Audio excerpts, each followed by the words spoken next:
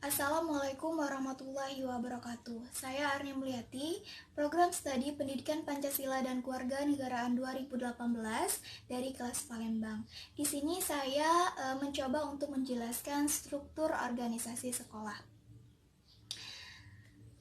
Sebelumnya, kita akan mengetahui dulu apa itu struktur organisasi.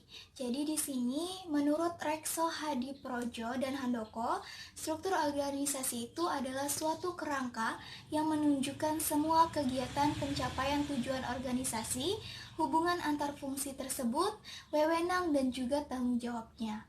Jadi dari hal tersebut kita mengetahui bahwa struktur organisasi sekolah itu merupakan suatu bentuk yang berupa urutan atau daftar yang berfungsi sebagai upaya dalam menjelaskan tugas dan fungsi dari setiap komponen penyelenggaraan pendidikan yang bersangkutan dengan sekolah tersebut. Oke, selanjutnya itu ada contoh struktur organisasi sekolah atau bagian dari struktur organisasi sekolah. Yang pertama yaitu ada kepala sekolah. Di bawah kepala sekolah itu ada wakil bidang kurikulum, wakil bidang kesiswaan, wakil bidang keuangan dan perlengkapan, dan tata usaha. Dalam menjalankan tugas dan fungsi kepala sekolah itu dibantu oleh wakil-wakil tersebut. Nah, jadi kepala sekolah itu berhubungan langsung dengan keempat bagian tersebut tadi. Selanjutnya, di bagian wakil bidang kurikulum, dia bersangkutan atau berhubungan langsung dengan guru mata pelajaran, seperti mengatur jadwal mengajar dari guru mata pelajaran tersebut. Selanjutnya juga, wakil bidang kurikulum ini berhubungan langsung dengan laboran dan pustakawan. Gunanya itu untuk menentukan siapa calon dari kepala laboratorium atau perpustakaan. Selanjutnya yaitu ada bidang kesiswaan. Bidang kesiswaan ini berkaitan dengan siswa. Jadi dia berkaitan dengan guru BK dan wali kelas. Selanjutnya yaitu ada wakil bidang keuangan dan perlengkapan. Wakil bidang keuangan dan perlengkapan ini berkaitan atau berhubungan dengan sarana dan prasarana sekolah. Jadi dia berhubungan langsung dengan laboran dan pustakawan. Apa-apa saja sarana dan prasarana yang dibutuhkan siswa, pendidik, dan tenaga kependidikan lainnya. Dari bagian guru mata pelajaran, guru BK, wali kelas, dan juga laboran dan pustakawan itu berhubungan langsung dengan siswa atau peserta didik karena objeknya adalah siswa. Lanjut, di sini ada tugas dan fungsi kepala sekolah. Tugas dan fungsi kepala sekolah sebagai edukator yaitu salah satunya adalah membimbing guru dalam hal menyusun dan melaksanakan program pengajaran, mengevaluasi hasil belajar, dan melaksanakan program pengajaran dan remedial. Yaitu selanjutnya kepala sekolah sebagai manajer, salah satunya yaitu fungsinya adalah mengelola administrasi kegiatan belajar dan bimbingan konseling. Terus juga mengelola administrasi kesiswaan, mengelola administrasi ketenagaan, dengan memiliki data administrasi tenaga guru dan lain sebagainya. Selanjutnya yaitu kepala sekolah sebagai administrator, menyusun program kerja baik itu jangka pendek maupun jangka panjang. Kepala sekolah sebagai supervisor, yaitu seperti salah satu tugasnya adalah menyusun program supervisi kelas, kegiatan ekstrakurikuler, dan lain sebagainya. Selanjutnya yaitu kepala sekolah sebagai pemimpin atau leader, yaitu memiliki kepribadian yang kuat, jujur, percaya diri, bertanggung jawab, berani mengambil resiko, dan berjiwa besar.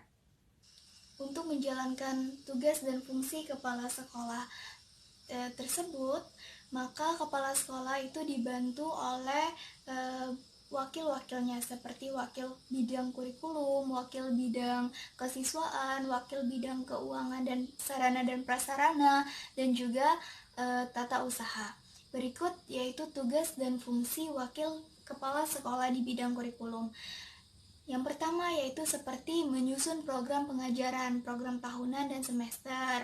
Yang kedua yaitu menyusun kalender pendidikan. Yang ketiga menyusun SK pembagian tugas mengajar guru dan jadwal pengajaran. Yang keempat menyusun menyusun program dan jadwal pelaksanaan ujian akhir sekolah. Yang kelima, menyusun kriteria dan persyaratan siswa untuk naik kelas dan ketamatan. Yang keenam, menyediakan agenda kelas, agenda piket, surat izin masuk atau keluar, agenda guru, dan lain sebagainya. Yang ketujuh yaitu mengatur pelaksanaan program perbaikan dan pengayaan. Yang kedelapan, mengkoordinasikan, menyusun, dan mengarahkan penyusunan kelengkapan dalam mengajar. Yang kesembilan, menyusun laporan pelaksanaan pelajaran secara berkala. Lanjut, di wakil kepala sekolah di bidang kesiswaan. Jadi berkaitan dengan siswa langsung. Jadi seperti kegiatannya itu menyusun program pembinaan kesiswaan seperti OSIS, Pramuka, PMR, dan lain sebagainya. Yang kedua, melaksanakan bimbingan, pengarahan, dan pengendalian kegiatan kesiswaan dalam menegakkan disiplin dan tata tertib sekolah. Yang ketiga, menyusun program dan jadwal pembinaan siswa secara berkala dan insidentil. Yang keempat, mengadakan pemilihan siswa untuk mewakili sekolah dalam kegiatan di luar sekolah. Yang kelima, menyusun laporan pelaksanaan kegiatan kesiswaan secara berkala. Yang keenam, penerimaan peserta didik. Yang ketujuh, masa orientasi siswa atau MOS. Yang kedelapan, mengatur atau mengelola studi banding. Yang kesembilan, mengadakan koordinasi dengan bimbingan konseling. Yang kesepuluh, membuat laporan kegiatan kesiswaan secara berkala. Selanjutnya yaitu ada wakil kepala sekolah di bidang keuangan dan perlengkapan yang berkaitan dengan sarana dan prasarana. Jadi tugasnya yaitu yang pertama menyusun rencana kebutuhan sarana dan prasarana yang dibutuhkan. Yang kedua, mengadministrasikan pendaya gunaan sarana prasarana. Yang ketiga, pengelolaan pembiayaan alat-alat pengajaran. Yang keempat, menyusun laporan pelaksanaan urusan sarana dan prasarana. Yang kelima, mengelola perawatan serta perbaikan sarana dan prasarana. Yang keenam, bertanggung jawab terhadap kelengkapan data sekolah secara keseluruhan. Yang ketujuh, melaksanakan pembukuan sarana dan prasarana secara rutin. Yang kedelapan yaitu menyusun laporan secara berkala. Selanjutnya itu ada fungsi dan tugas tata usaha. Jadi, tata usaha itu bertanggung jawab kepada kepala sekolah dalam hal seperti penyusunan program kerja tata usaha sekolah. Terus juga yang kedua, pengelolaan dan pengarsipan surat-surat masuk dan surat keluar. Yang ketiga, pengurusan administrasi sekolah. Yang keempat, penyusunan administrasi sekolah yang meliputi kesiswaan dan ketenagaan. Yang kelima, penyusunan dan penyajian data sekolah secara keseluruhan. Dan yang keenam itu penyusunan laporan pelaksanaan secara berkala. Oke, di bidang kurikulum itu ada guru mata pelajaran, yaitu tugas dan fungsi guru mata pelajaran seperti membuat perangkat pembelajaran, melaksanakan kegiatan pembelajaran, melaksanakan kegiatan penilaian proses belajar, melaksanakan hasil atau analisis hasil ujian dari siswa. Yang kelima yaitu menyusun dan melaksanakan program perbaikan atau pengayaan. Yang keenam itu mengisi daftar nilai siswa, melaksanakan kegiatan bimbingan dalam kegiatan belajar mengajar, membuat alat peraga, menumbuh kembangkan sikap menghargai karya seni, dan juga membuat catatan tentang kemajuan hasil belajar dari siswa. Selanjutnya yaitu ada tugas dan fungsi dari guru BK, yaitu yang pertama menyusun program dan pelaksanaan bimbingan konseling. Yang kedua, koordinasi dengan wali kelas dalam rangka mengatasi masalah-masalah yang dihadapi oleh siswa. Yang ketiga, memberikan layanan bimbingan kepada siswa agar lebih berprestasi dalam kegiatan belajar. Yang keempat, memberikan saran dan pertimbangan karir kepada siswa dalam memperoleh gambar, tentang lanjutan pendidikan dan lapangan kerja yang sesuai. Yang kelima, yaitu mengadakan penilaian pelaksanaan bimbingan konseling dan lain sebagainya. Selanjutnya yaitu ada tugas dan fungsi dari wali kelas. Jadi, wali kelas itu membantu dan bertanggung jawab kepada kepala sekolah dalam hal pengelolaan kelas, seperti mewakili orang tua dan kepala sekolah dalam lingkungan sekolah.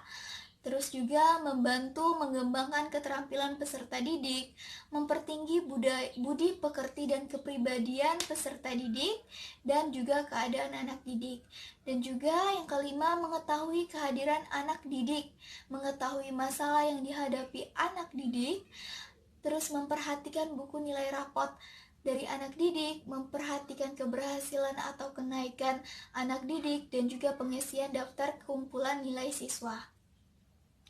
Selanjutnya juga ada tugas dan fungsi dari laboran dan pustakawan, yaitu yang pertama itu ada perencanaan pengadaan alat dan bahan laboratorium, penyusunan jadwal dan tata tertib penggunaan laboratorium, mengatur penyimpanan dan daftar alat-alat laboratorium, dan juga menyusun laporan pelaksanaan kegiatan laboratorium. Terus juga ada pengelola perpustakaan. Apa-apa saja fungsi dan tugasnya, yaitu seperti perencanaan pengadaan buku atau bahan pustaka. Selanjutnya itu pengurusan pelayanan perpustakaan. Selanjutnya itu ada juga perencanaan pengembangan perpustakaan, dan juga pemeliharaan dan perbaikan buku-buku atau bahan pustaka. Selanjutnya, melakukan layanan bagi siswa, guru, dan tenaga kependidikan lainnya. Dan tidak lupa juga menyusun tata tertib perpustakaan agar berjalan dengan lancar. Oke, mungkin itu saja penjelasan dari struktur organisasi sekolah, apa-apa saja tugas dan fungsi dari personal struktur organisasi sekolah tersebut. Sekian, terima kasih, dan wassalamualaikum warahmatullahi wabarakatuh.